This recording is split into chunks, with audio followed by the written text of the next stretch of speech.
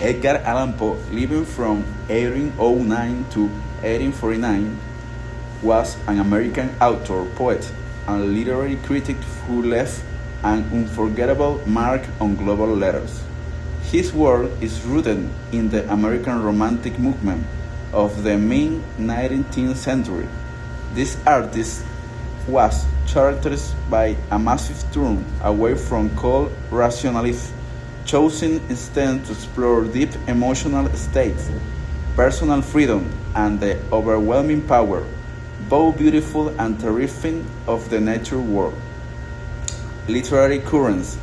Poe was a central figure in dark romanticism, an artist style closely to American Gothic literature.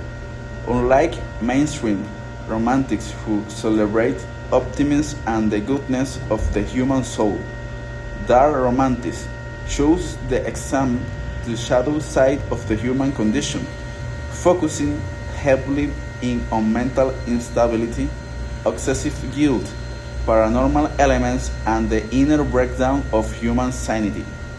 Most used literary genres. Poe was a highly versatile writer who mastered several different styles during his career. He is most famous for perfecting Gothic horror, creating instead psychological story that focused on deep fear, mortality, and the macabre. Beyond horror, Poe is widely recognized as the creator of modern detective fiction through his career, who established the mystery-solving blueprint that later inspired Sherlock Holmes.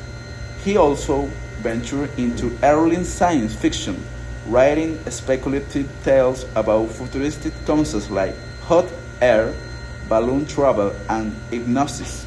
Finally, he expressed his deepest emotions through melancholic poetry, composing highly rhythmic musical verses that focus heavily on grief, tragedy, and the heartbreaking of losing a loved one. Literary period where is located the American Renaissance, Sir. This represents a vibrant era when American writers successfully developed an independent, native voice separate from European traditions. Historically, this spanned the antebellum era, which comprised the tense but culturally rich decade leading up to the American Civil War. The Raven. The overarching theme of the poem revolves around the overwhelming sorrow caused by the death of beloved partner and the subsequent slip into mental instability. The text investigates the way mourning can lock an individual inside their own thoughts, resulting in psychological self-punishment and total despair.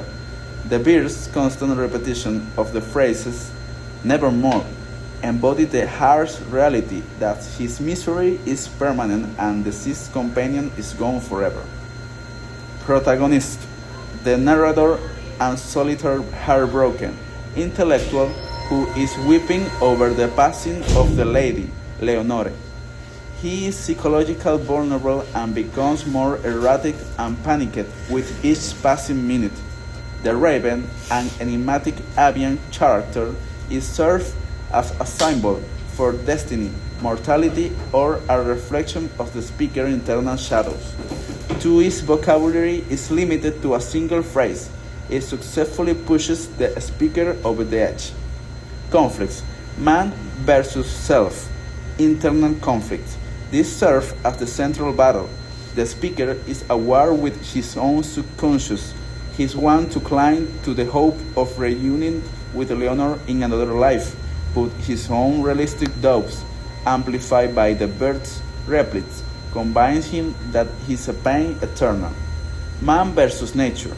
The supernatural. The speaker clashes with the stranger visitor.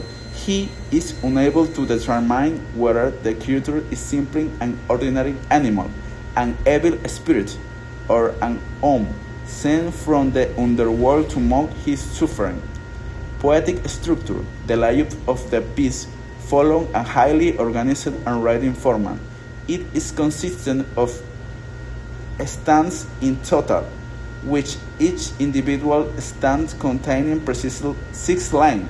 The author employs a steady driving cadence that should like a continuous heartbeat, maintaining a high level of tension and anticipation for the reader. Nearly every stanza wraps up with a form of the phrases "nevermore," functioning an ominous refrain. This constant looping underscores the idea that the speaker anguish in the terminal and unavoidable.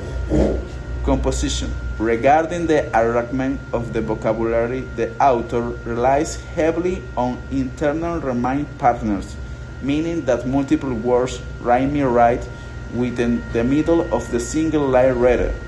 That way you to the very end. This technique infused the stanza with a lyrical, mesmerizing flow resembling a ritualistic chant.